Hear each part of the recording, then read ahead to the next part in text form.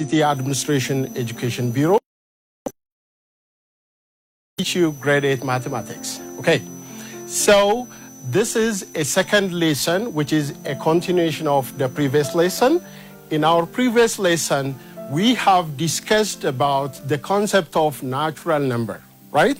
And we have also seen some other terminologies related with rational numbers like numerator, denominators, and other forms of fractions, right? The other thing related with the first lesson, I have also given a homework regarding the concept of natural number, right? I mean, regarding the concept of rational number. I hope you did the homework. Today, we will start another lesson, which is a continuation of the first lesson. Okay, so in our today's lesson, we will discuss two main points. The first point is about the relationship between four different sets, such as natural number, whole number, integers, and rational number, right? The other point of discussion that we will have today is the concept of the absolute value of a rational number, right? So these are the points of discussion for today. Stay tuned. Okay.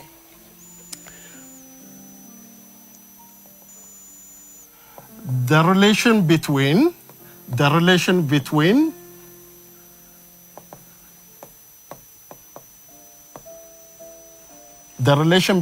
natural number, whole number, integers, and rational number. Okay, so this is the first point of discussion for today. Okay, so we have seen different number systems in our previous discussion. Okay, the first set of number is the set of natural number. Okay, do you remember what numbers set of natural number contains? If you say 1, 2, 3, and so on, you are right. So the set of natural number contains numbers such as 1, 2, 3, and so on. Okay, this is the set of natural number. The set of whole number contains numbers such as 0, 1, 2, 3, and so on.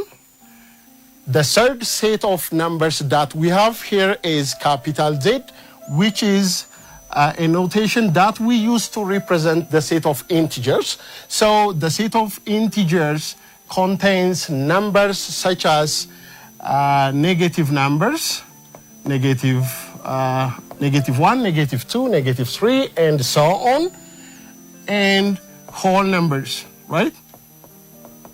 So this is the set of integer. Okay, the last set of number that we have here is rational number. Okay, the set of rational number is a collection of number having the form A over B, where these A and B are an element of integers, right? So A and B are an element of integer, and this B should be different from 0, okay? This B, or the number which is written on the denominator, should be different from 0. Otherwise, the fraction A over B will not be defined, right? So these are the four different sets of number that we have seen in our previous class. Now, in our today's class discussion, we will try to form a relationship between these four sets of number, right?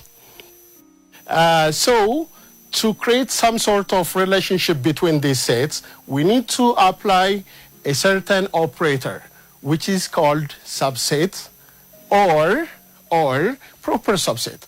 You can use both of them, but for the time being, for the sake of connecting these four sets using a certain operator, I will use subset, right? So what is a subset? Okay, from your previous class level or from your previous grade level, you have the concept of a set, a subset, and other related issues regarding set theory, right? Just to remind you what subset is, if we have two sets A and B, if we have two sets A and B with some element, for example, if set A contains a certain elements such as 1, 2, 3, and say set B contains an element with 1, 2, 3, 4, 5, right? Clearly, this set A contains three elements, right? Set A contains three elements, 1, 2, 3, and set B contains exactly 5 elements. Now, can you tell me what a subset means in terms of these two sets? If you apply the concept of subset by considering these two, A is called the subset of B, and it is usually denoted by A is the subset of B. Okay, this symbol is a symbol that we use to represent a subset, right? So what is a subset? A set A is said to be the subset of set B if every element of set A is contained in set B, right? So this is the concept of subset. Now, we will bring this concept into these four sets of number and create a relationship between these four sets. So, obviously, as you can see on these two sets, all the elements of natural number are included in the set of whole number. So, we can say that natural number or the set of natural number is the subset of the set of whole number. And we can write capital N is the subset of W, okay? Literally, this means every element of set A, set N is contained in set W, but not the converse, okay? You have to be very careful. We cannot say that W is the subset of N. You cannot say this. Why? Can you guess why we can't say the set of whole number is the subset of N? Because of the presence of this element, the number 0 is included in W, but not in N. That means if we say W is the subset of N, we are saying that all the elements of this set is contained in N. Due to this, we cannot say W is the subset of N. Okay, good. So, we can also create a relationship between these two sets, right? As you can see here, all the elements of whole numbers are contained in the set of integers. So, we can say that W or the set of whole number is the subset of integer, right?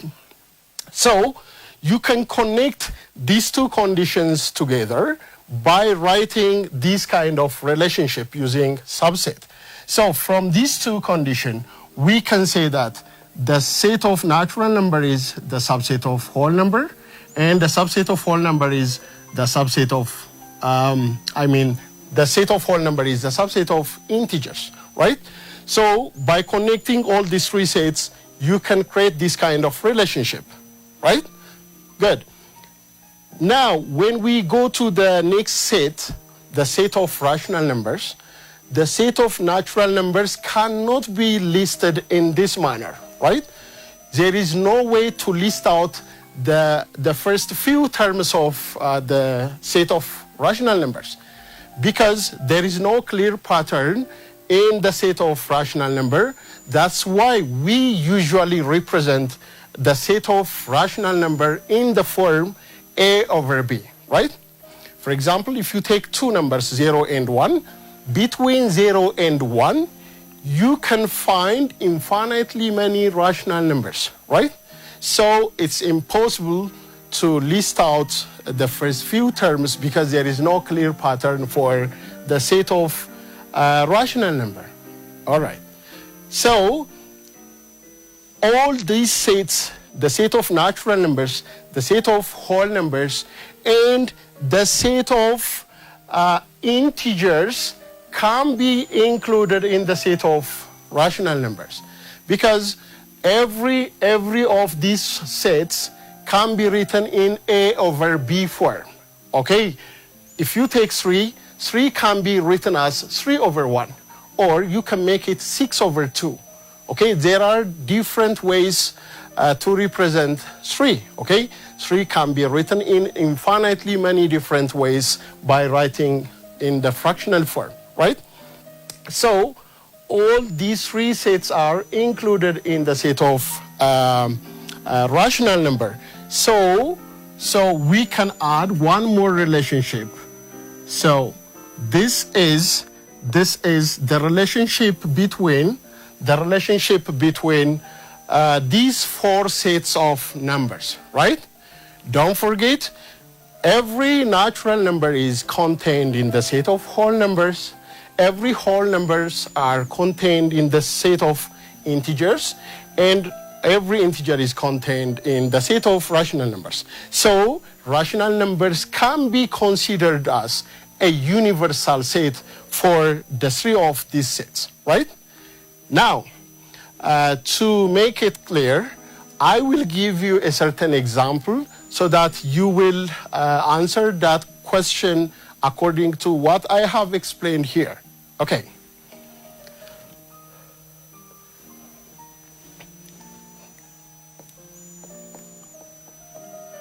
So our first example regarding this relationship is give names or classify the following numbers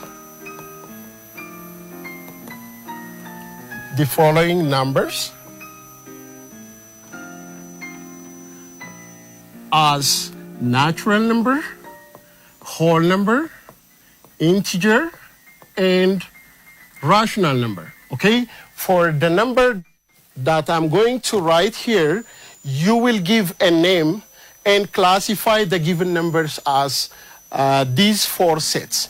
For example, take a number 3 over 2,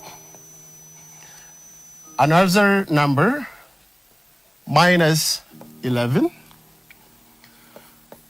The third number can be positive 10, and D0. Okay. Now, in this example, you are asked to give name or classify these numbers in terms of these sets. Okay.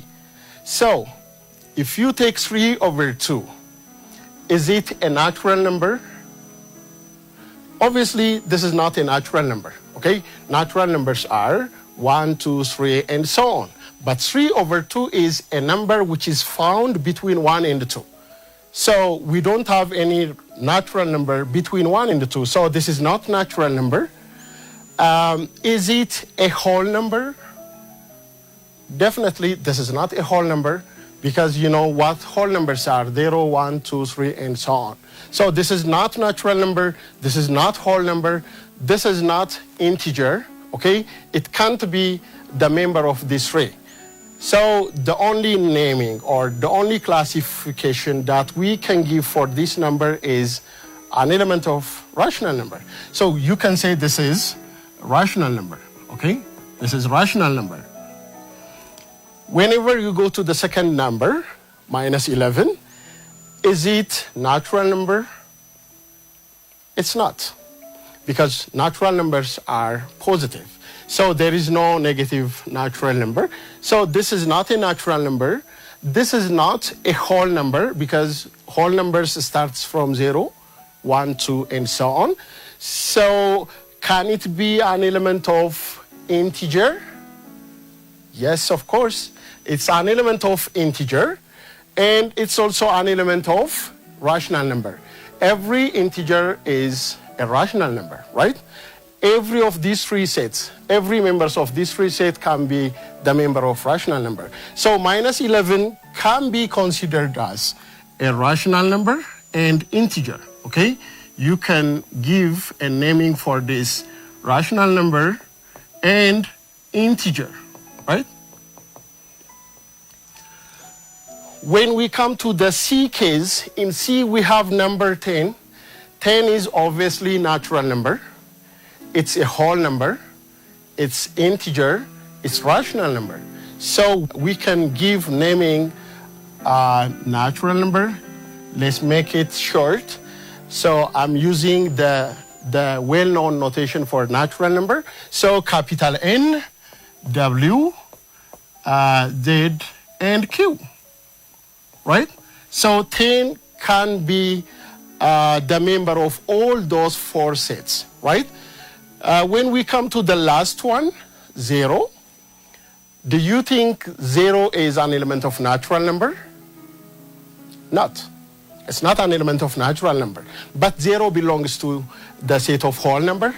It belongs to the set of integer and rational number, right? So this can be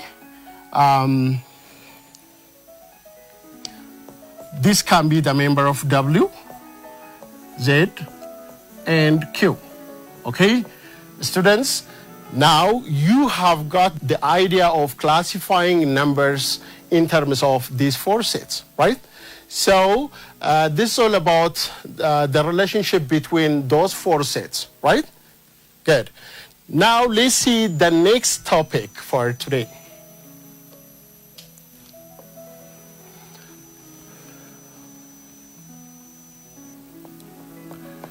Our next topic is about absolute value of rational numbers.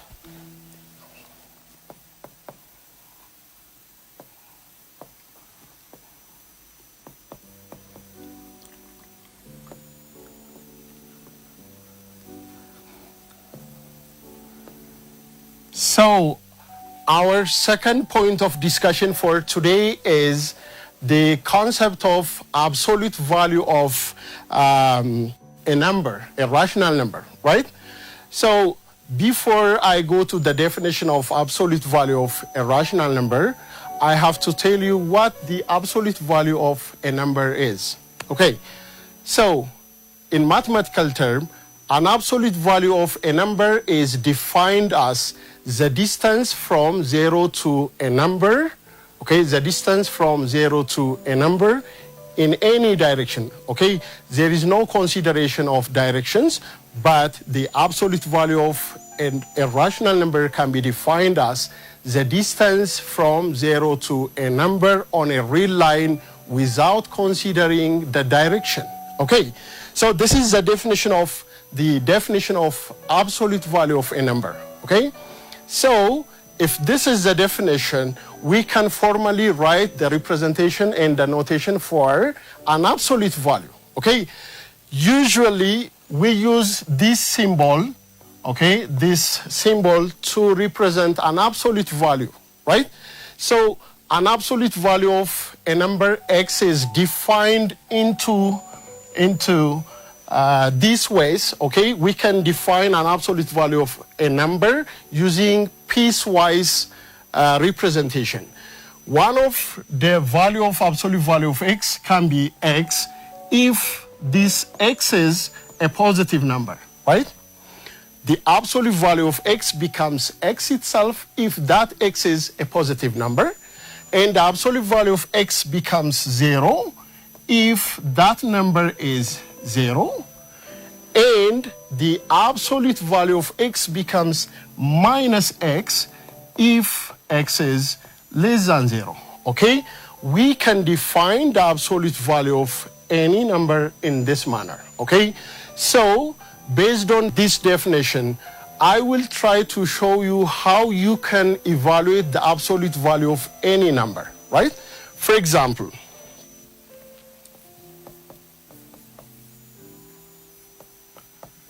evaluate the absolute value of the following numbers.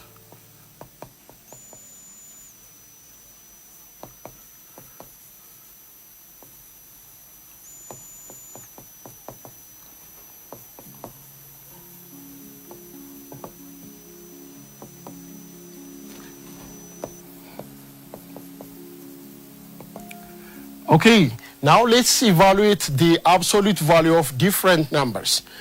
For example, if we are asked to evaluate the absolute value of some number, say 7, the result will be 7. Remember, the definition of absolute value of any number is the number itself if that number is a number greater than 0, or if that number is positive, right? So, since 7 is a positive number, the absolute value of 7 is 7 itself, right? So, our answer will be 7. You may be asked to evaluate the absolute value of 0. Say, the absolute value of 0 is 0. Why? Based on the definition that we have here, the absolute value of x is 0 whenever that number is 0, right? The only absolute value that gives us 0 is 0 itself, right? There is no other possible value of x whose output is 0, right? Sometimes you may be asked to evaluate the absolute value of some negative number, right? The absolute value of negative number is also positive, because by definition, the absolute value of a number is the distance from 0 to that number on a real line without considering the direction. So the absolute value of -3 is positive 3, okay? Always the output cannot be negative, because by definition, absolute value of anything is the distance from 0 to some point. Basically, we cannot measure any distance using negative numbers. That's why the absolute value of anything, its output becomes positive. You can also take this one, the absolute value of -7 and 1/4, okay? Students, what do you think the absolute value of this mixed fraction? Based on the definition, the absolute value of this quantity should be positive, right? You have to follow the third pieces in the definition. So the absolute value of this mixed fraction becomes positive 7 and 1/4. So the answer for D part becomes 7 and 1/4. Okay, this is a simple question on the absolute value. Okay, now I will show you another example on how you can solve expressions containing an absolute value. Let's see the next example.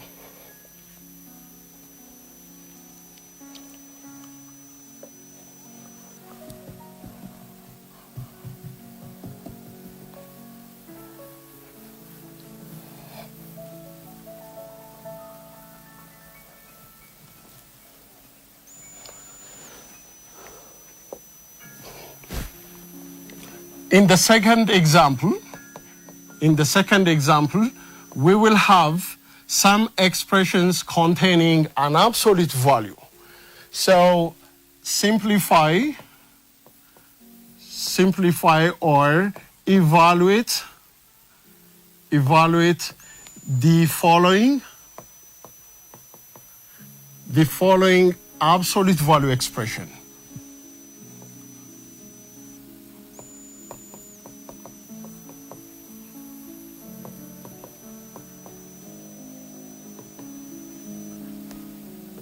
Okay, the first expression here is the absolute value of 7 minus 19. The second one, the absolute value of 13 minus 5 plus some other number.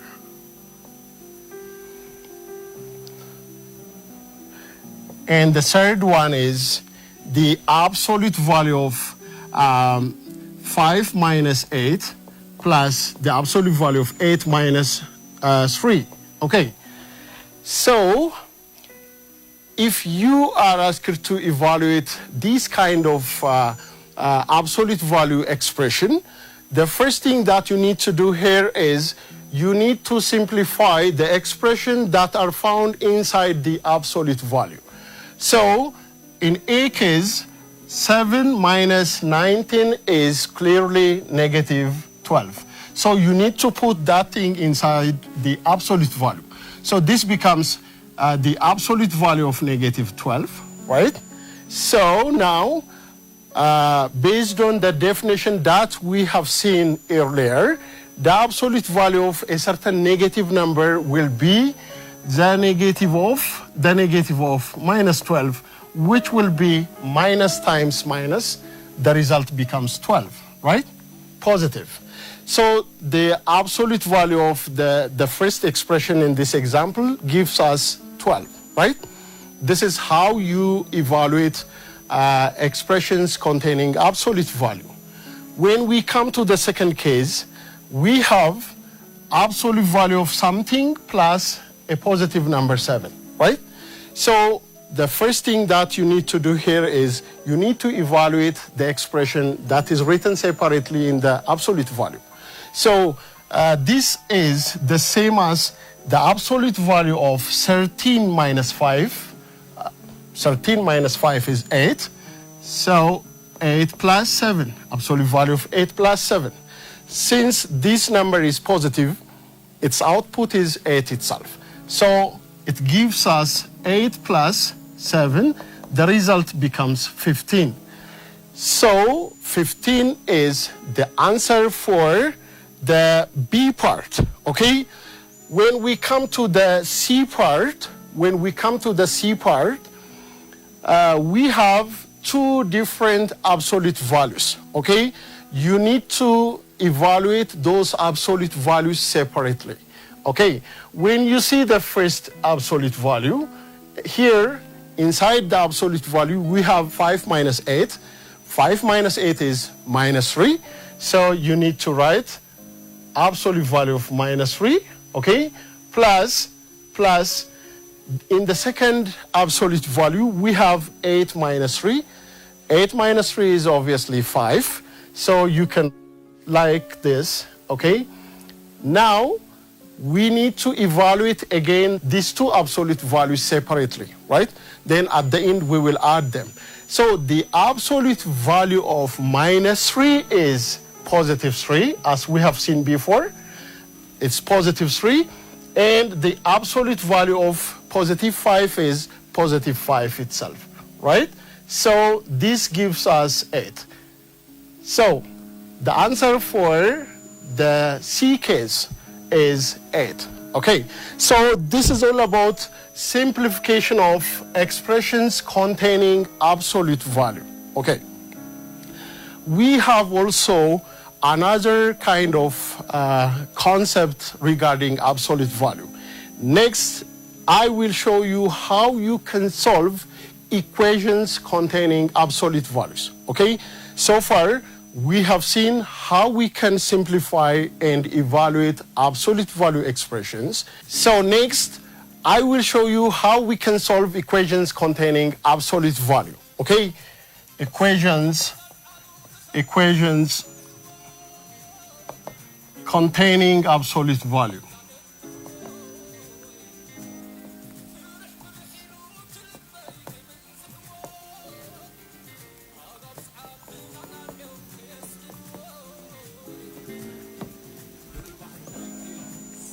So the simplest form of equations containing absolute value is absolute value of x is equals to some number a.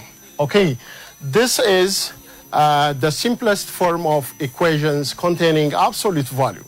Now, if this is the equation, we will have different solution type depending on the value of a. Okay, the first case is, in case one, if this number is positive number, the equation will have two solutions. Say this is equation 1, okay? If a is positive, equation 1 will have two solutions, okay? The second case is if A is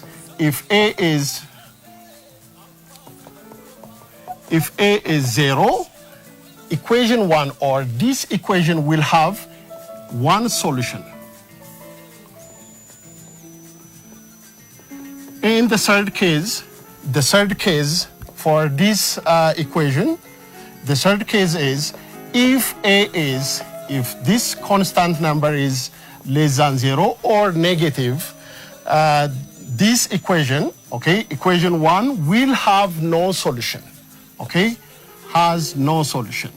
This is the structure of the solution system for absolute value equation. So to make it clear, let's see a certain example regarding on how we can solve equations containing absolute value. Okay, the first equation,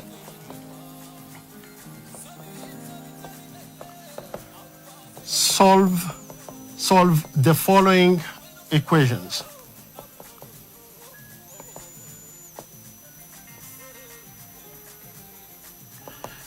Okay, the first one, absolute value of x is equals to some number 9. The second one, absolute value of x is equals to 0. And the third one, absolute value of x is equal to minus 3 and 1 over 4. Okay, now absolute value of x is equals to 9 whenever x becomes something. Okay, remember what we have said before. Absolute value of 9 is 9. Absolute value of minus 9 is also 9.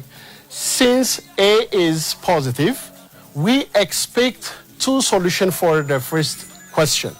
So this x can be minus 9 or 9. Okay, we will have two possible values for the first equation. If you make it absolute value of x is equals to 20, the possible value of x will be 20 and minus 20, right? This is how you need to respond for this kind of questions. When we come to the B part, we are asked to find the solution for the absolute value of x is equals to 0.